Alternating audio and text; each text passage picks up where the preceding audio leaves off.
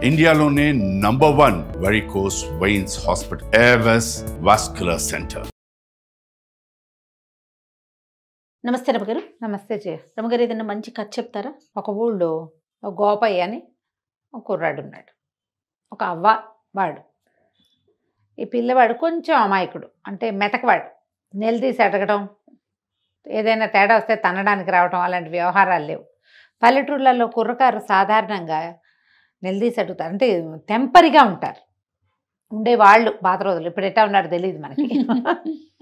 ఏదైనా తేడా వస్తే నువ్వు నిన్న అట్లానో ఇవాళ ఇట్లా అంటున్నావు అదేంటిదే అలా మాట్లాడగలరు, నిలబడతారు వాళ్ళ కోసం వాళ్ళు. వీడికి అంత నిలబడ్డం రాదు, స్టాండ్ తీసుకోవడం రాదు, కొంచెం మెతకవాడనమాట. అవతల వాళ్ళు గద్దిచ్చారనుకో ఏమో లేని ఊరుకుంటాడు బిక్కమొహం వేసుకుని. అవ్వకి జాలిగా ఉండేది, అయ్యో వీడు రేపొద్దున ఎట్లా బతుకుతాడు అమ్మ నాన్న లేనివాడు అని జాలిగా పిల్లవాడిని కాచి కాపాడేది. అయితే ఏమైంది, ఆవిడకి అంత్యకాలం సమీపించేసరికి ఆవిడ ఏమందంటే, ఒరే నాయన, ఎప్పటి నుంచో మీ నాన్న పోకముందు నుంచి కడుపు కట్టుకుని కూడబెట్టాను, అటక మీద జాడీలో 5,000 రూపాయలు ఉన్నాయి, ఈ ఊళ్ళో నువ్వు బతకలేవు, నీ మెతకతనం వీళ్ళందరికీ తెలుసు, నిన్ను బతకనీరు, డబ్బులు లాగేస్తారు, పక్కనున్న పట్టణానికి వెళ్ళిపో, నువ్వు చక్కగా గేదెలని పోషణ అది బాగా చేయగలవు, మనకు పద్ధతి కూడా ఉంది, ఓ 10 గేదెలు కొనుక్కొని హాయిగా పాల వ్యాపారం పెట్టుకో, చక్కగా వ్యాపారం బాగుంటుంది, కొత్త చోటు కాబట్టి నీ మెతకతనం అంత తొందరగా బయటపడదు, ఆ వాటికి నువ్వు స్థిరపడిపోతావు, అదేలే. ఎవరన్నా చుట్టుపక్కల ఇళ్ళ వాళ్ళతో మాట మంచితనంగా ఉన్నావంటే వాళ్ళు నీకు సపోర్ట్ చేస్తారు అని చెప్పింది. పిల్లవాడు ఈ గోపయ్య కూడా సరేనన్నాడు. కొద్ది రోజులు గడిచాక ఎప్పుడో అవ్వ నిద్దట్లోనే వెళ్ళిపోయింది. పిల్లాడు 4 చూసుకున్నాడు, చుట్టుపక్కల వాళ్ళందరూ చేరారు. మరి ఒంటరి పిల్లాడు కదా, సరే ఆవిడని సాగనంపారు. చుట్టాల పక్కల ఎవరో వచ్చి 10 రోజులు ఉండి వీడికి ఏదో కాచిపోసారు, అయిపోయింది. అంతా అయ్యాక పిల్లాడు ఏం చేశాడు, ఒకరోజు అటకెక్కి చూస్తే జాడీలో 5,000 రూపాయలు ఉన్నాయి.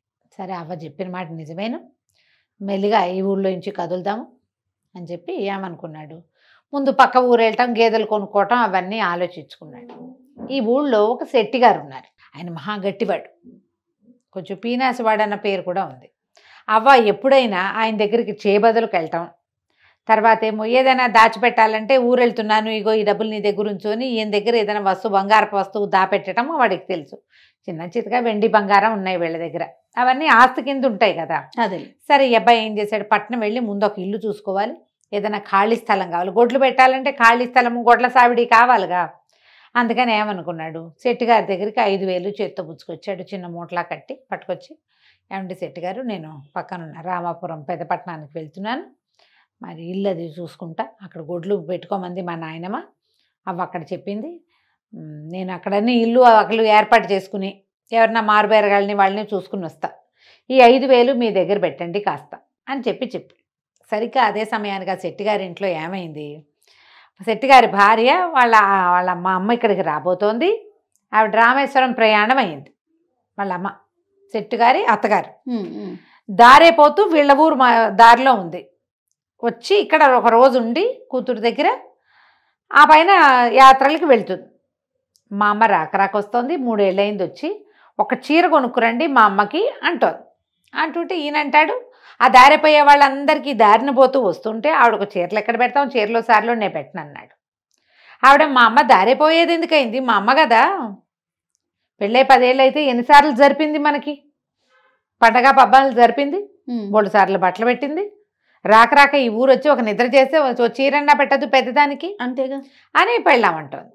ఈయనేమో నేను అట్టా పెట్టనన్నాడు. ఈ లోపల ఏమైంది, వాళ్ళిద్దరూ మాట్లాడుకుంటుండగానే వీడు వెళ్ళాడు, మనవాడు గోపయ్య. ఈ వాక్యాలు చెప్పడానికి లోపలే ఏమైంది, ఈ పెళ్ళామేమో ఈవిడ సణుగుతుంటే ఏమన్నాడు, ఆ తర్వాత చీరల సంగతి పొయ్యి మీద కూర మాడుతోంది, పోయి చూసుకో అని కేకేశాడు. ఈ అబ్బాయి అక్కడే ఉన్నాడు, పొయ్యి మీద కూర మాడేటప్పుడు. ఆవిడ లోపలికి వెళ్ళింది, పొయ్యి మీద కూర ఏదో సవరించింది. ఈ లోపల ఈ గోపయ్య ఆవిడ లోపలికి వెళ్ళిన సందర్భంలో 5,000 రూపాయల వాక్యాలు ఈయనకి చెప్పి 5,000 ఈయన చేతిలో పెట్టాడు. ఓకే, చేతిలో పెట్టేసరికల్లా ఈయన ఏం చేశాడు, అటగేలే ఏముంది, దిక్కులేని వాళ్ళకి ఏదో ఒక సహాయం చేయాలి, మీ అవ్వలేదు, పేద సాదాకి సాయం చేయడానికే కదా మనిషి అన్నవాడు ఉండేది అన్నాడు. అనేసరికి లోపల పెళ్ళాం, ఇట్లా దిక్కుమాల వాళ్ళందరికీ సహాయం చేస్తాడు, సొంత అత్తగారు పెద్దది రామేశ్వరం యాత్రలకు వెళ్తూ మన ఇంటికి వస్తే ఓ చీర పెట్టడానికి ఏడుస్తాడు చచ్చినాడు, ఆయన తిట్టుకుంటూ ఏం చేసింది, కింద నుంచి ఒక కొండ ఏదో ఎత్తి పైన పెడుతోంది. ఎప్పుడైతే ఆవిడకి ఊహ వచ్చిందో ఆ కొండ ఎత్తి గోడకేసి కొట్టేసరికల్లా ఆ ఈ శెట్టి గారిది ఆ వంట చేసుకునేటిది ఒక పాక ఈ గోడకి నిండా నీళ్లున్న కుండ తగిలేసరికల్లా అది ఇలా వజవజలాడినట్టు కదిలిపోయింది. ఆ గోడను ఆనుకుని వాకిలి నడవ ఉంది. ఎప్పుడైతే ఈ గోడ కదిలిందో కుర్రాడు కంగారు పడి, గోపాయ్ ఏంటండి భూకంపం వచ్చినట్టు అదిరిపోతోంది, ఇట్లా అదిరిపోతుంది ఏంటండి అన్నాడు. అనగానే శెట్టి గారు చెప్పాడు, ఆ భూకంపాలు వస్తున్నాయో ఇవాళ రేపు ఈ పూట భూకంపం వచ్చింది అన్నాడు. కుర్రాడు ఏం గుర్తు పెట్టుకున్నాడు, భూకంపం వచ్చిన రోజు శెట్టి గారికి డబ్బు ఇచ్చానని పెట్టుకున్నాడు. సరే వెళ్ళొస్తానండి అంటే, క్షేమంగా వెళ్ళి లాభంగారా, మెల్లిగా నిదానంగా చూసుకునిరా, 4 చూసుకున్నాకరా, నీ డబ్బులు ఎక్కడికి పోవు, నేను ఇస్తానన్నాడు. అనేసి పంపించేసాడు. ఈ గోపయ్య పక్కనున్న పట్టణానికి వెళ్ళాడు. వెళ్ళి ఇల్లు వాకిళ్ళు వెతికాడు. అద్దెకి ఇవ్వబడను అని చెప్పిన అన్ని ఇళ్ళు చూడగా ఏవీ కుదరలే. బాగా చీకటి పడే వేళకి చుట్టాలింటికి పోయి పడుకున్నాడు. 3, 4, 5, 6 రోజులు తిరిగాడు. తిరగగా ఒకరోజు ఊరికి పెడగా ఉన్న ఒక ఇండిపెండెంట్ ఇల్లు ఈ అబ్బాయికి కనపడింది. కొంచెం పెడగా ఉంది, దాని పక్కన పెద్ద ఖాళీ స్థలం కూడా ఉంది. ఉంటేనే ఈ అబ్బాయి పోయి వాళ్ళ ఇంట్లో అడిగాడు, ఏమండి అద్దెకిస్తారా ఏమిటి అంటే, సరే ఎవరు ఏమిటి కనుక్కుని, ఎవరు లేరండి, గేదెల వ్యాపారం పెడదాం అనుకుంటున్నా, ఈ పక్క ఖాళీ స్థలం కూడా ఇస్తానంటే నేను దిగుతానండి పక్క వాటాలో అన్నాడు. అదొక 3 గదుల వాట. ఆయన కూడా ఏం ఊరు ఏమిటి సేమ్ కులం అవి తెలుసుకున్నాడు. కుర్రాడు బుద్ధిమంతుడిగా ఉన్నాడని భావించి, దాంతేముంది నాయన, తప్పకుండా మాకు పక్కన గొడ్డు గోదండి మనుషులు సందడిగా ఉంటే బాగుంటుంది, ఇదేమో ఊరికి పెడగా ఉంది, అదే ఎవరు వచ్చేవాళ్ళు లేరనుకుంటూ ఉంటాం. ఇప్పుడు పాలు వ్యాపారం అంటే ఎవరి పూట వస్తారుగా, 2 పూట్ల మనుషులు, కొంచెం సందడి పెరిగి రేట్లు పెరుగుతాయి ఆ ప్రాంతానికి అని ఆయన ఒప్పుకున్నాడు. ఒప్పుకుంటే ఆయన కూతురు వచ్చి, ఆ పిల్ల 18, 20 ఏళ్ళు ఉంటాయి, పిల్ల కొంచెం గట్టిది. ఆ అమ్మాయి ఏమంది, సరే కబుర్లకేముంది, అద్దె మాత్రం 100 రూపాయల నెలకి, గొడవలకు దిక్కకూడదు అని గట్టిగా చెప్పింది. పిల్ల చూస్తే చక్కగా ఉంది. సరే అన్నీ ఒప్పుకున్నాడు. ఒప్పుకున్నాక ఏమైంది, నేను ఊరు వెళ్ళండి, డబ్బులు అవి తీసుకుని మరి సామాన్లు అవి సర్దుకుని వస్తానండి, కొంచెం వాట కడిగించి పెట్టండి అని చెప్పి వచ్చేసాడు. ఇంటికి వచ్చి మర్నాడు ఇక్కడ సామాన్లు అవి ఇవి సర్దుకుని రేపొద్దున ఊరు వెళ్తాననగా ఇవాళ శెట్టి గారి ఇంటికి వెళ్ళాడు. శెట్టి గారు నమస్కారం అండి, రామాపురంలో అన్నీ ఏర్పాటు చేసుకొచ్చాను, మరి గేదెల బేరగాళ్ళు కూడా దొరికారు, ఒక 8 గేదెలకి బేరమైందండి, మీరు డబ్బు ఇప్పిస్తే నేను వెళ్ళి పని చేసుకుంటానండి, రేపు వెళ్ళిపోతున్నానండి అన్నాడు. ఎంత కావాలో అని అడిగాడు ఆయన. ఎంత కావాలి ఏంటండి, నేను మీ దగ్గర పెట్టిన డబ్బు ఇచ్చేయండి అన్నాడు. నువ్వు నా దగ్గర ఏం పెట్టావు అన్నాడు ఆయన. అనేసరికి కుర్రాడు నిర్ఘాంతపోయాడు. అదేంటండి, 5,000 రూపాయలు మా అవ్వ అటక మీద జాడీలో పెట్టినవి నేను మీకు తెచ్చిస్తాను కాదు, ఫలానా రోజు నేను ఊరెళ్ళే రోజు, నేను రామాపురం వెళ్ళేటప్పుడు మీ ఇంటికేగా తొలిగా వచ్చాను అనేసరికి ఆయన అన్నాడు, అవురవరా నా దగ్గర డబ్బులు పెట్టడం ఏమిటి, నువ్వు అవ్వమన్నాడు, నాకు అంతే తెలుసు, రామాపురం వెళ్ళొస్తానని చెప్పావు అంతే, నువ్వు మా ఇంటికి రాలేదు, నాకు డబ్బులు ఇవ్వలేదు. కాదండి ఆ రోజు భూకంపం వచ్చిన రోజు అండి అన్నాడు. భూకంపం రావటం ఏమిటి అని ఆయన కేకలు పెట్టాడు. చుట్టుపక్కల అందరూ చేరారు. వీడు మెల్లిగా మాట్లాడుతున్నాడు. డబ్బులు తీసుకునే వాళ్ళు గట్టిగా ఎందుకు అరుస్తారు, డబ్బులు ఉన్నాయని అందరికీ తెలిసిపోతుంది, అదే కదా, ఇవ్వదలుచుకోని వాడు ఎంతైనా అరుస్తాడు అంతే. ఆయన పెద్ద పెద్ద కేకలు పెట్టాడు. చుట్టుపక్కల 5-6 గురేళ్ల వాళ్ళు చేరారు. పల్లెటూళ్ళు ఏమిటి మన దగ్గరగా ఉంటాయి ఇళ్ళు, ఏమిటి అన్నారు. వీడు చూడండి అవగారి మనవడు గోపయ్య భూకంపం వచ్చిన రోజు నాకు డబ్బు ఇచ్చానంటాడు, భూకంపం ఎక్కడొచ్చింది మన ఊళ్ళో అనేసరికి అందరూ కేకలేశారు. అదేమిట్రా అబ్బాయి మర్చిపోయినట్టు మాట్లాడుతావు, భూకంపం ఎప్పుడు వచ్చిందంటే, వచ్చిందండి ఆ రోజు భూకంపం అంటాడు. ఏం కలగన్నావో అని అందరూ ఎక్కిరిచ్చారు. మా అవ్వ 5,000 దాచిందని ప్రచారం చేయకూడదన్న ఇంగితం ఉంది కుర్రాడికి, కానీ ఇప్పుడు చెప్పక తప్పటల్లా ఏం చెయ్యాలో తెలియలే, ఎంత బతిమాలినా బామల్ని ఆయన ఒప్పుకోలే, నువ్వు నాకేం ఇవ్వలేదన్నాడు. అనేసరికి ఇక ఏం చేస్తాడు, ఏడుపు మొహంతో వెనక్కి తిరిగి వెళ్ళిపోయాడు. ఇంక ఇప్పుడు ఏం చేస్తాడు, పట్నం వెళ్ళి మళ్ళీ సాయంకాలం కాళ్ళు ఈడ్చుకుంటూ పట్టణానికి వెళ్ళాడు. వెళ్ళి వాళ్ళ ఇంట్లో చెప్పాడు. ఆ పెద్ద ఆయన, ఆ కూతురు పేరు తరంగిణి, నేను మోసపోయాను, ఆయనకి 5,000 ఇచ్చా, ఆయనేమో ఇవ్వలేదు, ఇట్టాడు పని చేశాడు, ఆ డబ్బులు ఏంటి, నేను ఈ గేదెలు ఎట్లా కొను, మీకు ఇంటికి డబ్బెట్టా ఇస్తాను, 4,000 గేదెలు ఖర్చు పెట్టుకుని 1,000 రూపాయలు పెట్టుకుని నేను ఇక్కడ బతకాలి కదా ఈ ఊళ్ళో, నా దగ్గర ఇంకేం లేదు, ఆయనేమో ఇట్లా చేశాడు, మా ఊళ్ళోనే మట్టి పీసుకునో పేడెత్తుకునో బతుకుతాను, ఇంకేం చేస్తాను, వెళ్ళొస్తానండి, మీ ఇల్లు అద్దెకి తీసుకోనని చెప్పడానికి వచ్చాను, మీరు నా కోసం చూస్తారు కదా పని మానుకొని అనేసరికల్లా అయ్యో ఆయన జాలి పడ్డాడు ఆ ఇంటి ఆయన. అయ్యో పాపం ఎంత కష్టం వచ్చిందయ్యా, భలే మోసం చేశాడే వాడెవడో దుర్మార్గుడు, నిన్ను జాగ్రత్తగా బతుకునాయనా అమాయకుడివి అన్నాడు. అనేసరికల్లా పిల్ల లోపల నుంచి మజ్జిగ తీసుకుని లోపల నుంచి వస్తూ, అదేమిటి నాన్న, దిక్కపోతే దిక్కపోయాడు, మన ఇంట్లో దిక్కపోయినా నష్టం లేదు, కానీ ఇతను పోగొట్టుకున్న డబ్బు మాత్రం ఇప్పించాలి కదా, అతను అమాయకుడు పోగొట్టుకున్నాడు, మనం తెలివి వాళ్ళం కదా అని ఒక ప్లాన్ చెప్తానని ఐడియా చెప్పింది.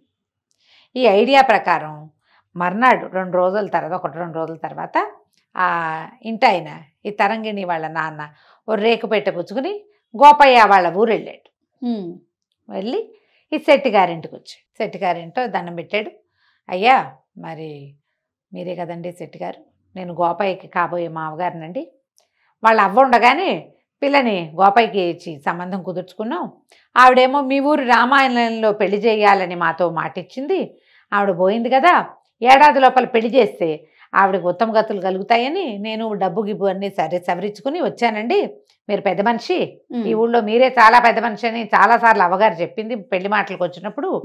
ఈ పెట్టెలో 60,000 ఉన్నాయండి, రేకు పెట్టె ఒకటి తెచ్చాడు, ఆ పెట్టెలో 60,000 ఉన్నాయి, పెట్టె మీ దగ్గర ఉంచండి, ఎందుకంటే నేను ఈ ఊరు వాడిని కాదు, ఇక్కడ ఏర్పాట్లు చేయాలి, వంట వాళ్ళని మాట్లాడుకోవాలి, పురోహితుడిని మాట్లాడాలి, సన్నాయి వాళ్ళని మాట్లాడాలి, 4 ఏర్పాటు చేసుకోవాలి కదా, రామాలయంలో చెప్పాలి, ఇవన్నీ ఉన్నాయి, ఈ డబ్బులు పుచ్చుకుని ఊరంతా నేను తిరగలేను, నాకు ఇక్కడ ఇంకో ఆనుపాను లేదు, మీరు మహానుభావులని చాలా పెద్ద మనిషి అని నేను విన్నాను, ఈ 60,000 రూపాయలు పెట్టే మీ ఇంట్లో ఉంచండి, ఓకే, వీళ్ళు వెంబడి 1000 చొప్పున తీసుకుంటా అని చెప్పంగానే ఆయనకు ఆశ వచ్చేసింది.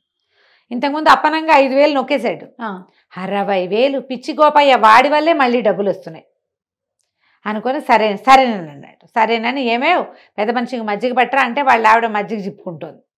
ఈ లోపల ఏమైంది, చటుక్కున గోపయ్య వచ్చాడు. వచ్చి శెట్టిగారు మరి మొన్న నేను మీకు డబ్బులు ఇచ్చాను, మీరు కూడా మర్చిపోయారు, అసలు నేను ఇవ్వలేదంటున్నారు, భూకంపం వచ్చిన రోజంటే మీరు కాదన్నారు, అవాళ్ళు మీ ఇంట్లో కూర ఏదో మాడిందండి, కూర మాడుతోంది, వెళ్ళి చూసిరమ్మన్నారు, అప్పుడేనండి నేను మీకు 5,000 ఇచ్చాను అన్నాడు. అనగానే శెట్టిగారి గొంతులో వెలక్కాయ పడింది. ఇప్పుడు డబ్బులు లేవు అని అనడానికి వీల్లేదు, కాదు అంటానికి వీల్లేదు. అనగానే ఏం చేశాడు, కొంచెం తిప్పుకొని ఆ భుజం మీద చెయ్యేసి, నాకు గుర్తుందయ్యా భలేవాడివి, నీ డబ్బులు నాకెందుకు, నాకు జ్ఞాపకం ఉంది, కాకపోతే ఆ రోజున నువ్వు ఎప్పుడైతే 2 రోజుల క్రితం, నిన్న కాక మొన్న కదా వీడొచ్చాడు డబ్బుల కోసం, నువ్వు వచ్చినప్పుడు ఓ జూదరి, ఓ తాగుబోతువాడు, ఒక ఏమంటారు ఇల్లు కట్టుకునేవాడు, 3 సిద్ధంగా ఉన్నారు డబ్బుల కోసం, నీ డబ్బులు నా దగ్గర ఉన్నాయని తెలిస్తే నేను నీకు డబ్బులు ఇస్తే నేను వాళ్ళకేమి ఇవ్వటల్లా, వాళ్ళు నీ వెంట పడతారని నువ్వు డబ్బు పోగొట్టుకుంటావు, అమాయకుడివి, మీ అవ్వేమో నా చేతిలో పెట్టింది నిన్నని నేను అప్పుడు ఇవ్వలేదంతే, మళ్ళీ కబురు చేసి ఇద్దామనుకుంటున్నా, నేను ఏదో పనిలో పడ్డాను చూడు ఉండు అని వాడిని గోపయ్యను నుంచోబెట్టి అలా లోపలికి వెళ్ళి 5,000 పట్టుకొచ్చి ఇచ్చాడు. గోపయ్య లెక్క పెట్టుకున్నాడు, మూట కట్టుకోగానే మావగారు లేచి నుంచున్నాడు. అదే సంగతి, ఈ అబ్బాయి పెళ్ళి ఇప్పుడు వద్దండి అంటే ఏమిటో అనుకున్నాను, ఇంత మెతకవాడికి నేను పెళ్ళనివ్వనండి, అసలు పెళ్ళే క్యాన్సిల్, పెళ్ళి లేదు ఏం లేదు, ఇప్పుడు మొన్న మీరు డబ్బులు ఇవ్వకపోతే వీడు తిరగబడి మీ మీద పడి కొట్లాడలేదంటే ఏమిటి అర్థం, ఇంత మెతకాళ్ళుడు వద్దండి మాకు, అది పెళ్ళి లేదు ఏం లేదు, నేను వస్తానంటే అని పెట్టపుచ్చుకుని వెళ్ళిపోయాడు. డబ్బులు పుచ్చుకుని గోపయ్య బయటకు వెళ్ళిపోయాడు, పెట్టపుచ్చుకుని పెద్ద మనిషి బయటకు వెళ్ళిపోయాడు. 5,000 పోయి 60,000 పోయినాయి. అది ఆయన నోరు తెచ్చుకుని చూస్తూ ఉండిపోయాడు. వీళ్ళిద్దరూ అదే ఒకే దారిలో నడిచెళ్ళి గోపయ్య వాళ్ళ ఇంటికి వెళ్ళి కాస్త 4 సామాన్లు సర్దుకుని ఆ గోపయ్యకి సహాయం చేసి బరువుగా ఉన్న పెట్టి తీసుకెళ్తుంటే ఆయన దిగులుగా చూసేట, బెట్లో ఏం లేవు, మామూలు బట్టలు పెట్టుకొచ్చారు. పట్నం వెళ్ళిపోయారు. పట్నం వెళ్ళాక సరే ఆయన చాలా సంతోషించాడు గోపయ్య, మీ వల్ల నేను డబ్బులు తీసుకోగలిగాను, నాకు ఆ తెలివితేటలు లేవు, అన్యాయం అయిపోయేవాడిని అని చెప్పి ఆ గేదెలు అవి ఏర్పరచుకున్నాడు. ఆయన అన్నాడు, దానిదే ఉంది నాయన, మెతక వాళ్ళకి ఎప్పుడు పక్కన తెలివైన వాళ్ళు ఉండాలి, మెతకవాడు మెతకగా ఉండటంతో పాటుగా పక్కవాడి తెలివితేటలు ఒప్పుకోవాలి, నువ్వు ఒప్పుకున్నావు కాబట్టి ఈ పని అయింది, అంతేగా, మీకెందుకు అనలా నువ్వు అంటే రాకపోను, అలాగే నువ్వు జీవితాంతం మా సలహా సంప్రదింపు వింటానంటే లక్షణంగా మా పిల్లని పెళ్లి చేసుకో, గేదెల వ్యాపారం పెట్టు, మా అమ్మాయి పై ఎత్తున అన్నీ చూసుకుంటుంది, పని నువ్వు చేయి, పై ఎత్తున పాప చూసుకుంటుంది, హాయిగా ఇద్దరు చిలక గోరింకలాగా నాకంటుకుందే ఉంటారంటే సంతోషించాడు గోపయ్య. వాళ్ళ అవ్వ అన్నగా అనుకున్నట్టుగానే వీడు ఒక తెలివైన వాళ్ళ సాంగత్యంలో ఉండి హాయిగా ఉన్నాడు. కథ కంచికి మనం ఇంటికి. చూడండి, తెలివితేటలు అందుకే ఎవరి సొత్తు కాదు. ఎవరి అంతే సొత్తు కాదు. మనం ఒకటి తెలుసుకోవాల్సింది ఏంటంటే మనతో పాటు తెలివైన వాళ్ళని ఉంచుకోవాలి చేయ. వాళ్ళతో మనకి మంచి ఫ్రెండ్షిప్ ఉండాలి. వాళ్ళు మన్నెత్తి మీద చేపెట్టేలాగా ఉండకూడదు. కాస్త జాగ్రత్త పడి మనకు అంత తెలివి లేదంటే తెలివిగా ఉన్న వాళ్ళతో ఫ్రెండ్షిప్ చేయి అది చక్కగా. నిజం రమ్మగారు, అప్పుడే కదా? మన అచీవ్మెంట్ అనేది ఇంకా 100% సక్సెస్ అవుతుంది అవును కదండి. అవును. రైట్ రమ్మగారు, నమస్తే. నమస్తే చేయ.